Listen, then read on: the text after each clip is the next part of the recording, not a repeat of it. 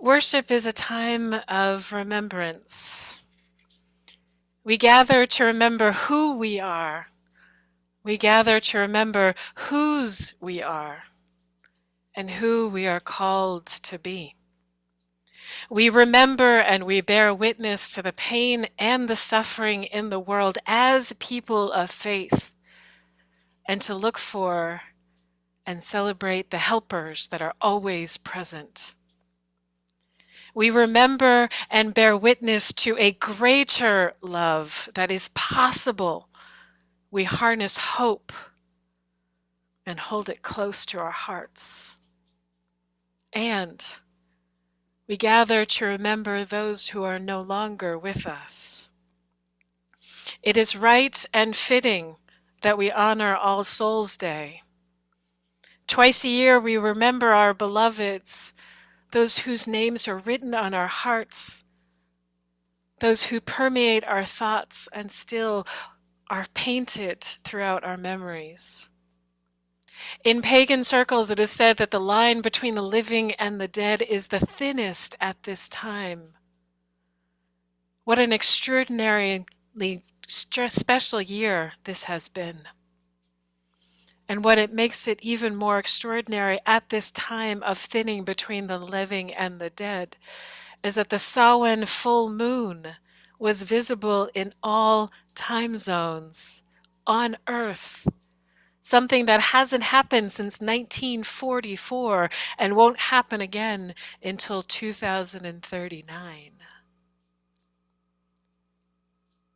Our ancestors are closer to us in these fall nights under that glorious blue moon leading up to Samhain. One of my favorite books when I was a part of the Cups group in my congregation, the Covenant of UU Pagans, was Starhawk's Spiral Dance, and I can see a few folks already shaking their heads. Starhawk wrote in this seminal work this blessing for Samhain during this time. Everything passes, everything changes. Seed becomes fruit, fruit becomes seed. In birth we die, on death we feed. Know the goddess, the divine feminine, and be freed of all fear. Her womb is the cauldron of rebirth. In her the circle is ever turning. Birth, life, death, rebirth, and death again. As the Sufis teach us, die 1,000 times. Die before you die. The circle turns and turns, as is the way of life, just as our grief does in this time of remembering. It was Cindy's song about the devastation and loss after Hurricane Katrina that cracked open my heart. I had to go back and listen again and again to the song. I tried to find the lyrics online, so I just had to write them down as I was listening to the song. In the midst of despair and grief, Cindy's healing began with the words of this song, In Lavender Rain. Take me to where we were, gently, because I'm broken. I can't imagine anything at all could be the same. Take me to what we lost. Maybe we'll find a fossil, a talisman of hope to get us by, to light the way. Days turn to nights, nights turn to years. Time's sweet embrace soak up our tears. Let me feel what I need to feel. Only then can I start my mending. Standing here, alone, under the cold, clean, clear lavender rain. Under stars unchanged, days turn to nights, nights turn to years. Time's sweet embrace soaks up our tears. So let me feel what I need to feel. Only then can I start my mending. I think Cindy captured so beautifully the journey of grief. That journey so perfectly in these lyrics, so painfully beautiful. Take me to where we were, gentle because I'm broken. We all know that feeling. Take me back there. Take me back to that person, that place that feels comfortable and familiar and safe, but no longer is. There are still nights when I dream of my mother and she is alive and we are talking at the kitchen table and sharing a cup of tea. And I awake and remember that she's gone from this physical plane. Take me to what we lost. We clutch at memories. It is the human thing to do. We crave the familiar, like palaces in the sky, just out of reach. So beautiful. Days turn to nights, nights turn to years. Time's sweet embrace soaks up our tears. I think we all know that fog. This place of not knowing what day it is, what time it is. I think the running joke is it's Blur's Day. I only know it's Sunday because I work on Sundays, because I'm with you on Sundays. Other than that, it's kind of Blur's Day. Days turn to nights, nights turn to years. Time's sweet embrace soaks up our tears. Mine are here. And yet the circle continues on and on. Time's sweet embrace soaks up our tears. Let me feel what I need to feel. Let me feel what I need to feel. Only then can I start my mending. We embrace grief. We embrace our mourning with that plea. Let me feel what I need to feel. Holy One, source of peace, eternal mystery, God, let me feel what I need to feel. That part is really hard. That part is hard because we live in a culture that tells us don't feel too much, don't feel too big or too loud, don't share what hurts, because you have to keep it together. You have to hold it together. Let me feel what I need to feel is something we give ourselves, because only then can I start my mending. It was that word mending that caught my attention.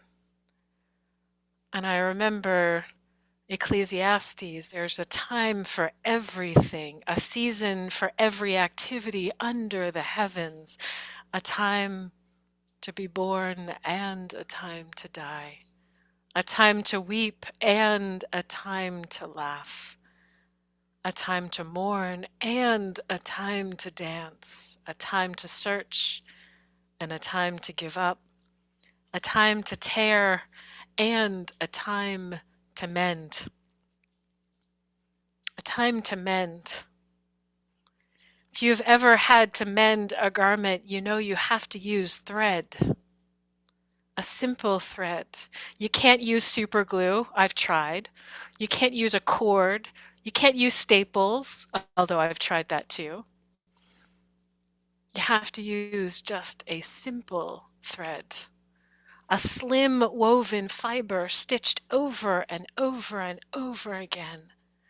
This tiny, thin thing becomes something mighty and strong with teeny tiny little stitches that makes something whole again, just like our hearts. Teeny tiny stitches that makes our hearts whole again. Every day that passes, we stitch one tiny piece of our hearts back together again. And we can't rush mending, right? It takes time, it takes patience, it takes quiet, it takes listening. and it's just a thread. Just like the invisible thread that Carla had us create, just like the invisible threads that connect us to our ancestors, the beloveds we are mourning, each other and this spiritual community, and our wider faith, our hurting country, and our world in flux. These invisible threads, just like the interdependent web of all of existence, of which we are a part. Invisible threads. What is remembered lives. We remember the invisible threads, and our cherished departed live on in us, through us, with us. Their greatest hope becomes real in our lifetime. Through our intention, through our action, through our showing up. Did you vote? Did you vote? Did you vote? Did you vote? If you haven't, Tuesday. We are healed through remembering. Did you like how I swung that in there? We are healed through remembering. So on my wrist, I wear a red thread. I don't know if you can see it. I wear a red thread. And I had to Google what a group of threads is called, and it's called a skein. And Adrian, if you want to unmute and correct me if that's wrong. Adrian is my linguistic assistant, corrector. You're good. Thank you. It's usually Greek or Latin or Hebrew, but today it is skein. This thread comes from the same skein that I cut and I put on the wrist of Celia Young, Alonzo Smith, and Andre Ensignat. This thread comes from the same skein that I cut and I put on the wrist of my children and on Andre's son's Julian's wrist as well. It's the same thread. As I put the thread on each person's wrist, as they were still with us at the time, I told them, to Celia, to Alonzo, to Andre, this thread represents the love and prayers of so many. This thread is our bond to you. We hold you in our hearts. Our prayers are with you.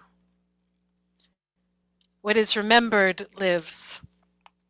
So we remember these threads, the visible and invisible threads that hold us together, that remind us of our ancestors and give us the strength to carry on.